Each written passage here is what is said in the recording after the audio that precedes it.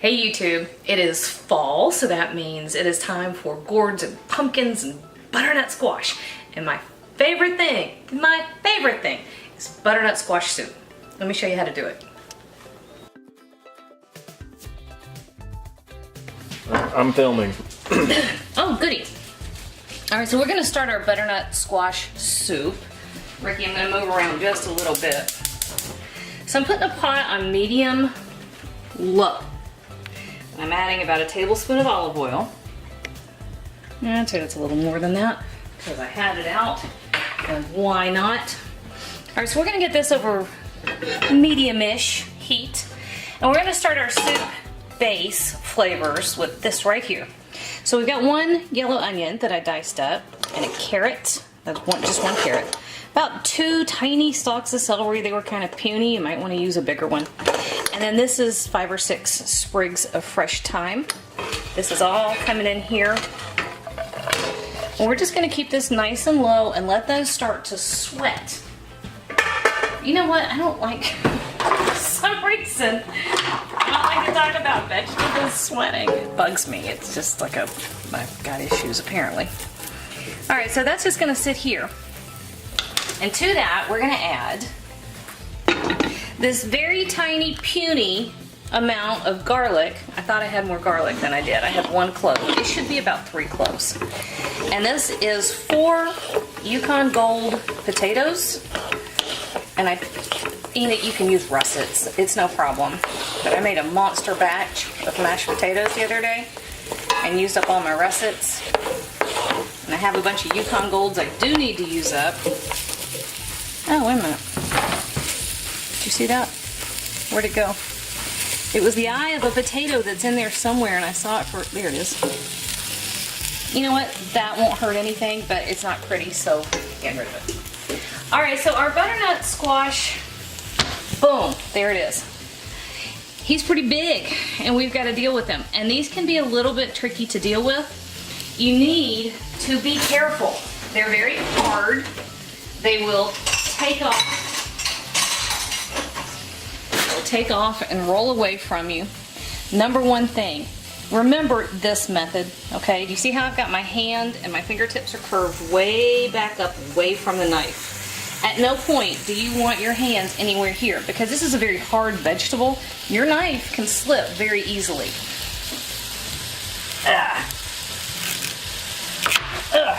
How about that? I don't think you need to make those noises, but you know, you never know. It could be really useful to make it as dramatic as possible. All right, so I just cut the ends off, right? Don't try to throw those down your disposal. I learned that at my mother's house when I was about 15 years old. That was a lesson learned. All right, he's gonna roll away, right? So we wanna give him a flat surface to work with. And the easiest thing, remember, I'm keeping my fingers way up out of the way. I think the big, strong 21-year-old running the camera might have been a better solution than the puny mom, but you can do it. Just be careful, be mindful of what can go horribly, terribly wrong, and all you're trying to do is get it open. Also some drama that might help. Now my knife, there we go. Did you hear it where it finally cracked? Nope, almost. Honestly, this is not my favorite way to do butternut squash. There we go. Now I feel like I've accomplished something. This is not my favorite way to do butternut squash. I actually prefer to put this in the oven at 350 degrees for about an hour. A little bit of olive oil, a sprinkle of salt and pepper. Give it an hour in the oven. It softens up, and the rind, you can just scoop it out. It's perfect. But I have a pot roast in the oven, so my oven space is taken. All right, so all you want to do is, butternut squash, it's in the squash family. It is related to pumpkin, so it's going to have schmudge. Yes, that's a technical term. It's going to have this stuff in here. You want to get rid of that. And honestly, this is the easiest way to do that. You know, normally this cavity is farther up here a little bit. This one ran all the way down here at the bottom. So the world won't come to an end if you have a string or two left. But here's the thing about this, especially since we're making a nice soup with this. I want those seeds. Love toasted pumpkin seeds. And you can toast the seeds from a butternut or an acorn squash just the same as you can from pumpkin. And they're just these nutty, salty, beautiful little bits. All right, I'll do that one in a second. You don't have to watch me do this.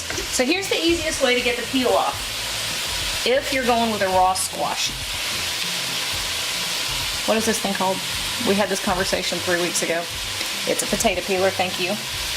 It takes some effort and some patience, but this is by far the safest way to do this. I've seen people pick up a paring knife and go to town, and I'm like, y'all are more confident in everything, more confident in the universe than I am. There is no way I would try to get the peel off of one of these things with a paring knife. All right, so that's it, okay?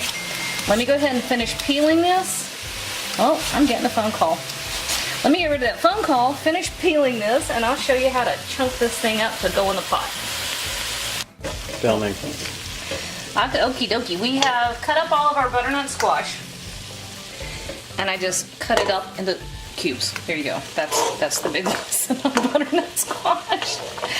I couldn't find these here, and we were in Knoxville yesterday. We went into a Whole Foods, and I found them. I got so excited. Because we were at Whole Foods, they were $2,300 a piece. That's okay, I financed it. It's good. They had special financing at Whole Foods. We were in there, we bought 3 small bags of groceries. It was $126. Holy crap. But it drives me nuts. I mean, you can skip them all. I'd be happy if I never go shopping for that kind of stuff again, but you put me at a farmer's market, oh crap, farmer's market or a Whole Foods or something, and I lose my mind. All right, this is whole nutmeg. It looks like this, just like a nut. And the easiest way to really put some amazing flavor in something that's kind of a creamy type situation is with nutmeg. And this is a microplane grater. And this is it. Boom. You only need a little bit. So all in all, that might be 1/8 of a teaspoon. You see that right there? That's all there is to it. Okay, and to that, lots of fresh cracked black pepper, which is one of my favorite things ever. And then we're going to use about, now this is kosher salt, so if you've got regular table salt, you use less, but that's about 1.5 teaspoons. And to that, we're gonna add chicken broth. Now, we want our finished soup to be nice and thick. We're gonna run this through the blender to puree it.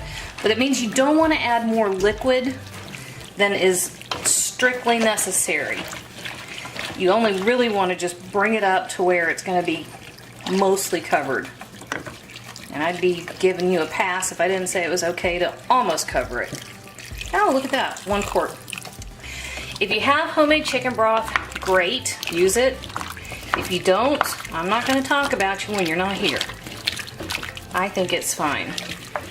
So all we're gonna do is bring this up to a boil, and then we're gonna reduce it to a simmer, and then we're just gonna let it go. Okay, we're gonna let this simmer for probably 20-25 minutes until this butternut squash is nice and soft. Soft enough when you can pierce a piece with a fork tender. Stick a fork in it. No, I'm not now. Alright, now I am. Oh, good. Her Royal Highness decided she's got to come in the middle of what I'm doing and make a grilled cheese sandwich. So we're working around her. Ow, crap, that's hot. No, dumb. Ow, fudge! Would you stop? Alright, so you can see, just visually, you can see that everything's gotten nice and soft. Mainly because I had to give an extra 10 minutes to the grilled cheese project happening over here. All right, Ricky, we're gonna go to the left. Ah! Lefting. What is that from? Lefting. It's that stupid Princess Barbie movie that y'all used to watch in the car. Do you remember that lamp? What? That Barbie princess movie, mermaid thing? And part of it, they had those idiots going lefting, I'm lefting, I'm lefting, and y'all thought that was hilarious. No, I don't remember that. Okay, so the next step is kind of a personal preference. Sorry. Ooh, child. It's kind of a personal preference. First of all, that's the time, okay? As you find it, fish it out. I already threw away a couple. All right, so the next thing is how smooth do you want it? You can leave some chunks and only puree part of it, or you can go all the way, puree the whole thing, which is what I'm gonna do. Now, if you're pureeing something this hot in a blender, a couple things. It needs some liquid just to get the blades of the blender going and to give it some traction.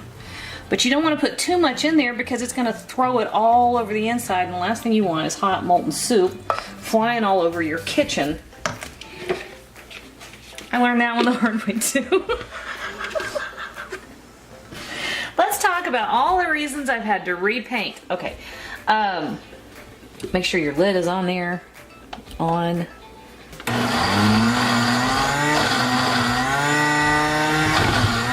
Okay. I don't have enough liquid in there. I'm so worried about throwing chunks of stuff all over the place. I went a little too short. So if that happens and your blender just won't zhuzh it up, put some more liquid in there. So this is the entire process, okay? It takes a minute. There we go. There we go. Lamp, would you hush, please? All right, so all I'm gonna do is sit here and puree this pot of soup.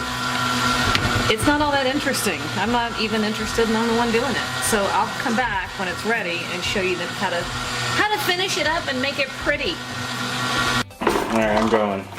Alrighty, our soup is done. I pureed the whole batch. I transferred it to a different pot. There's no particular reason except, I don't know why. I did. So there we go. So, first of all, that's gorgeous. And the consistency is just about perfect. You do want it nice and thick. And if you are more organized than I am, and if your kid didn't get in the middle of what you were doing to make grilled cheese, you could top it with toasted pumpkin seeds or the toasted squash seeds. I didn't get mine toasted, so here's what I'm gonna do. It's just one of these bottles. You can find these for like 50 cents at, you know, the big guys. They got them for 50 cents. That is just plain old sour cream. I just spooned it in there and then tamped it down. And we're gonna wanna bring it out of that little nozzle, so we need to loosen it up just a little bit. I can't believe I didn't just spill milk all over the counter. So let's see if that's enough. This is crooked. There we go. Joey has been using this to make homemade slushies. So if it's stained a little bit blue, it's from my 8-year-old's homemade slushy mix. Okay, now, normally I wouldn't really mess with doing this, but it's super, super cool. And my daughter's birthday is Halloween, which makes this more fun. So we're just making circles.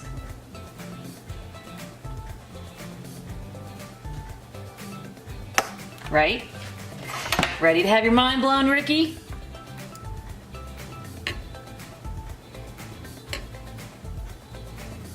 Check it out.